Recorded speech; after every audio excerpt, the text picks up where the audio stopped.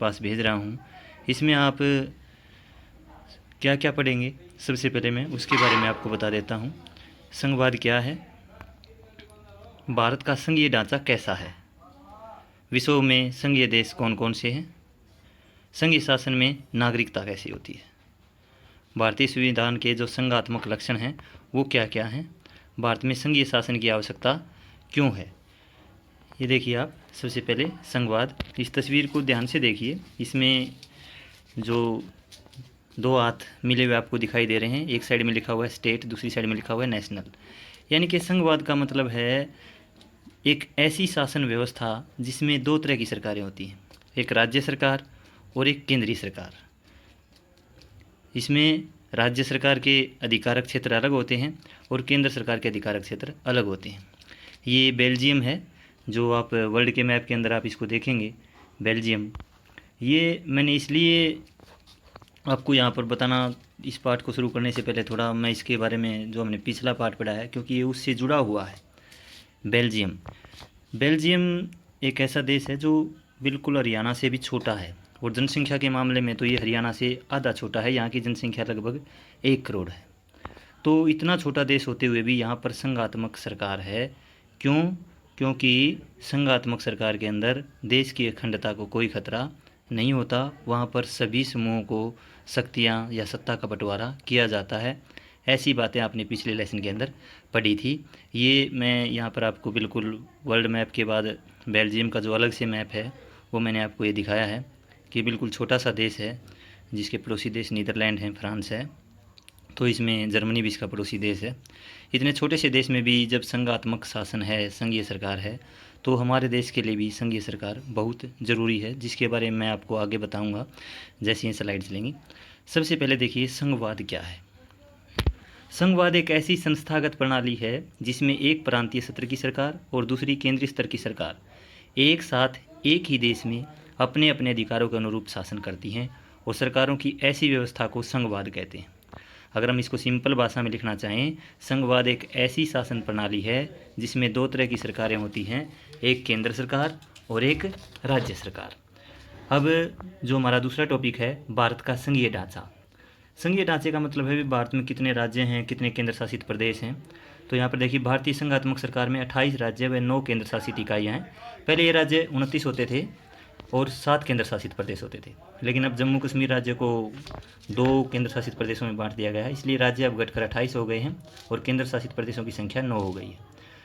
तो भारत की जो संघात्मक सरकार, इसमें 28 राज्य और 9 केंद्र शासित इकाइयाँ हैं, जो एक साथ मिलकर भारत में संघीय शासन की स्थापना करती हैं। केंद्रीय शासन के तौर पर दिल्ली को राष्ट्रीय राजधानी क्षेत्र का दर्जा दिया गया है। यहाँ पर देखिए, जो हमारा संघीय ढांचा है, इसकी भारत के मैप के द्वारा आपको समझाने की कोशिश की गई है। इसमें बिल्कुल ये अपडेटेड मैप है, जिसमें जम्मू कश्मीर को ऊपर, आप सबसे ऊपर देखेंगे तो 2 भागों में बांट दिया गया है, जम्मू कश्मीर और लद्दाख, दोनों को अब केंद्र शासित प्रदेश बना दिया गया है। और इस तरह ये सारे 28 राज्य भी दिखाए गए इस मैप के अंदर, और इसके साथ साथ 9 केंद्र शासित प्रदेशों को भी मैप के द्वारा यहाँ पर आपको दिखाया गया है। विश्व में संघीय राज्य, विश्व में संघीय देश, राज्य का मतलब हमारे यहाँ क्या लगाएंगे हम, देश। विश्व में बहुत से ऐसे देश हैं जहाँ संघीय शासन प्रणाली है। ऐसा नहीं है कि केवल भारत में, बेल्जियम में, श्रीलंका में ही संघीय शासन है, और भी बहुत सारे देश हैं जहाँ संघीय शासन प्रणाली है। जैसे अमेरिका में भी संघीय शासन प्रणाली है, अमेरिका भी संघीय राज्य है, लेकिन वह जर्मनी और भारत से अलग है। अलग क्यों है? क्योंकि वहाँ पर जो सरकारें होती हैं वो भी 2 तरह की सरकारें हैं, लेकिन दोनों के पास शक्तियाँ बराबर होती हैं। जबकि जर्मनी और भारत के अगर हम बात करें तो यहाँ पर केंद्र सरकार राज्य सरकार की अपेक्षा ज़्यादा शक्तिशाली होती है। इसके अलावा वेस्ट इंडीज़, नाइजीरिया आदि में भी संघीय राज्य हैं। संघीय शासन में नागरिकता, संघीय शासन में दोहरी नागरिकता पाई जाती है, परंतु भारत में इकहरी नागरिकता है। दोहरी नागरिकता, जैसे मैं एग्जाम्पल के तौर पर आपको बताऊं, अमेरिका, अगर आप अमेरिका की बात करेंगे तो वहाँ पर 2 प्रकार की नागरिकता हैं। एक तो वो यूएसए के नागरिक हैं, दूसरा वो जिस क्षेत्र में रह रहे हैं उस क्षेत्र के भी नागरिकता वहाँ पर उनको दी जाती है। लेकिन भारत के मामले में ऐसा नहीं है। भारत में आप कहीं भी रहें, पंजाब में, हरियाणा में, यूपी में, बिहार में, लेकिन आपके पास नागरिकता भारत की ही है। आप पंजाब में रहते हैं, पंजाबी अपने आप को बोल सकते हैं, पंजाबी, हरियाणवी, बिहारी, लेकिन सबसे ऊपर हमारी एक ही नागरिकता है, वो हमारी भारतीय। इसके बाद देखेंगे भारतीय संविधान में संघात्मक लक्षण। भारत का जो संविधान है उसमें संघात्मक विशेषताएं क्या क्या हैं। देखिए, नंबर 1, संविधान की सर्वोच्चता। भारत में कोई भी शक्ति संविधान से ऊपर नहीं है, चाहे वो कार्यपालिका हो, विधान पालिका हो, कोई भी संविधान से ऊपर नहीं है। स्वतंत्र सर्वोच्च न्यायालय। भारत का जो सर्वोच्च न्यायालय है वो स्वतंत्र है, जो संघीय ढांचे में केंद्र और राज्यों के बीच जो होने वाले विवाद हैं उनका निपटारा करता है। शक्तियों का विभाजन। शक्तियों का विभाजन 3 सूचियों के आधार पर किया गया है। यह है संघ सूची, राज्य सूची, संवर्ती सूची। देखिए, संघीय शासन जो व्यवस्था होती है उसमें मैंने आपको पहले ही बताया 2 तरह की सरकारें होती हैं।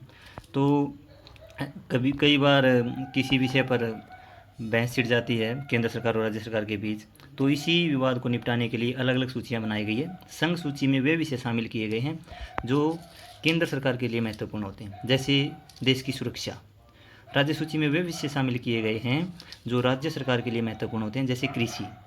संवर्ती सूची। संवर्ती सूची के विषय दोनों सरकारों के लिए महत्वपूर्ण होते हैं, जैसे शिक्षा। दोहरी शासन प्रणाली। भारत में दोहरी शासन प्रणाली है जिसमें एक सशक्त केंद्रीय सरकार है और दूसरी प्रांतीय सरकारें हैं जो राज्यों पर शासन करती हैं। इकहरी नागरिकता नंबर 5, ये पहले भी आया है पॉइंट। भारत में सभी नागरिकों को इकहरी नागरिकता प्राप्त है, चाहे वो कहीं भी रहते हों, हरियाणा, पंजाब, यूपी। नंबर 6, संघ और राज्यों के लिए एक ही संविधान। भारत में सभी संघ और राज्यों के लिए एक ही संविधान है। एकीकृत न्यायपालिका, और न्यायपालिका भी एकीकृत है। आपातकाल में एकात्मक शासन। भारत में अगर कोई इमरजेंसी लग जाती है तो तब एकात्मक शासन होता है। केंद्र सरकार किसी भी राज्य सरकार को भंग करके शासन को अपने हाथों में ले सकती है। भारत में संघवाद की आवश्यकता।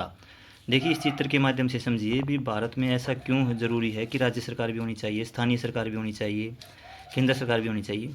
इस तस्वीर के माध्यम से मैंने आपको ये समझाने की कोशिश की है कि भारत विविधताओं से भरा हुआ देश है।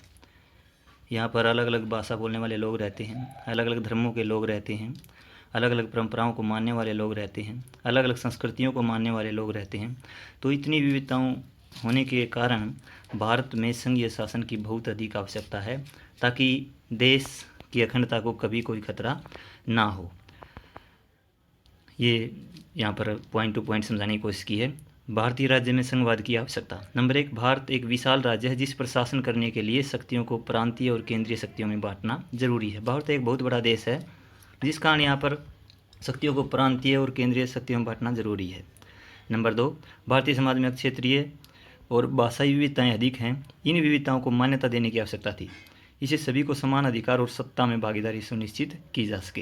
ये मैंने अभी आपको मानचित्र के द्वारा समझाने की कोशिश की कि भारत विविधताओं से भरा हुआ देश है। अलग अलग धर्मों के, जातियों के, अलग अलग भाषा बोलने वाले, संस्कृति मानने वाले लोग रहते हैं। नंबर 3, भारतीय राज्य की कल्पना एक लोकतांत्रिक राज्य की है। हमारा देश लोकतांत्रिक देश है जिसमें सभी की भागीदारी आवश्यक है। लोकतांत्रिक राज्य संघीय व्यवस्था को मान्यता देता है।